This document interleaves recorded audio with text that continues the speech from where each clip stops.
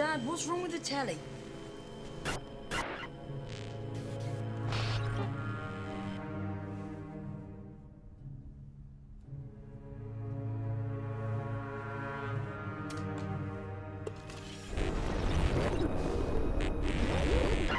Good evening, London. Allow me first to apologize for this. The emergency channel! I do, like many of you, appreciate the comforts of the everyday routine, the security of the familiar, the tranquility of repetition. Bloody hell. I enjoy them as much as any bloke. But in the spirit of commemoration, Who's that, Mum? whereby those important events of the past, usually associated with someone's death or the end of some awful bloody struggle, are celebrated with a nice holiday, I thought we could mark this November the 5th, a day that is sadly no longer remembered, by taking some time out of our daily lives to sit down and have a little chat.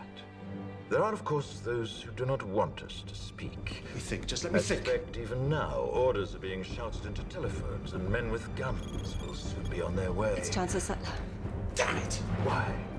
Because while the truncheon may be used in lieu of conversation, words will always retain their power.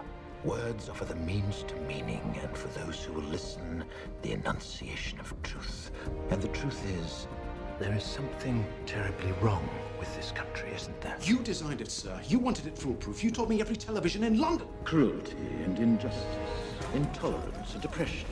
And where once you had the freedom to object, to think and speak as you saw fit, you now have censors and systems of surveillance coercing your conformity and soliciting Cameras. your submission. We need cameras. How did this happen? Who's to blame?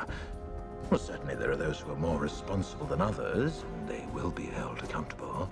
But again, truth be told, if you're looking for the guilty, you need only look into a mirror. I know why you did it. I know you were afraid. Who wouldn't be? War, terror, disease. There were a myriad of problems which conspired to corrupt your reason and rob you of your common sense. Fear got the best of you, and in your panic you turned to the now High Chancellor Adam Sutler. He promised you order, he promised you peace, and all he demanded in return was your silent, obedient consent. Inspector, you're almost through. Last night, I sought to end that silence. Last night, I destroyed the Old Bailey to remind this country of what it has forgotten.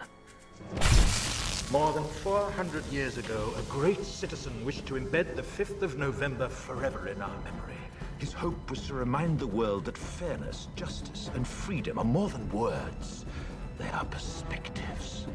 So if you've seen nothing, if the crimes of this government remain unknown to you, then I would suggest that you allow the 5th of November to pass unmarked.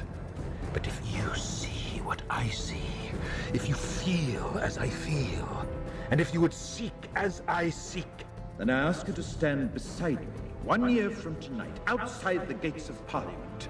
And together we shall give them a 5th of November that shall never, ever be forgotten.